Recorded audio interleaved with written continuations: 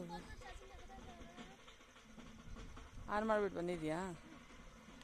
ನಮ್ಮ ರೈತರ ಕೆಲಸ ಹಿಂಗೆ ಅಂದರೆ, ಇದಕ್ಕೆ ದನಿ ಹಾಕಿದ್ವಿ, 1 ರೂಪಾಯಿ ಬರಲಿಲ್ಲ. ಎಲ್ಲ ದನಗಳವ್ರು ಕೊಯ್ಕೊಂಡು ಹೋಗೋದಕ್ಕೆ ಬಿಟ್ಟು ಇವಾಗ ಮತ್ತೆ ಎತ್ತಾ ಇದ್ದೀವಿ. ಇದೇ ಆಗೋಯ್ತು. ಒಂದು ನೀರು ಮಾಟ್ಲಿಗೆ ಫಿಕ್ಸ್ಡ್ ರೇಟು.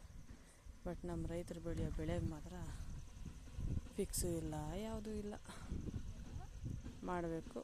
ಮಾಡಬೇಕು ಅಷ್ಟೆ. ಒಣ ಬೇಸಾಯ ಅಂತಾರಲ್ವ, ಆ ರೀತಿ ನಮ್ಮದೆಲ್ಲ ಒಣ ಬದುಕುಗಳು. ಬಿಸ್ನೆಸ್ ಮ್ಯಾನ್ಗಳು ನೆಕ್ಸ್ಟ್ ಇಯರ್ ಅಷ್ಟೊತ್ತಿಗೆ ಕೋಟ್ಯಾಧೀಶ್ವರಾದರೆ, ರೈತರು ಮಾತ್ರ ನೆಕ್ಸ್ಟ್ ಇಯರ್ ಅಷ್ಟೊತ್ತಿಗೆ ಸಾಲಗಳು ಬಡ್ಡಿಗಳು ಇದೇ ಹೋಗುತ್ತೆ. ಇದೇ ನಮ್ಮ ದೇಶದ ರೈತರ ಪರಿಸ್ಥಿತಿ. ನೆಕ್ಸ್ಟ್ ವೀಡಿಯೋದಲ್ಲಿ ಮೀಟ್ ಆಗೋಣ.